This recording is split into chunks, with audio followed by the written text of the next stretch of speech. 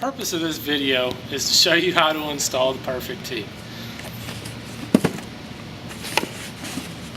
Open up the box, you have the instructions inside, you have the plastic guide holders, and you have your guides.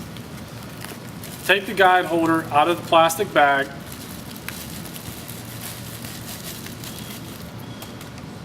and unvelcro, and you will see you have two guide holders to go onto the tee. You take the angled guide and you place it as it would be going towards the catcher. You place the level guide and you face it on the front of your tee. Then you want to secure top first, then the bottom, just so it's nice and snug, about 4 to 6 inches from the top of the tee. Then you want to take your guides, place on the back, place on the front, and you're good to go.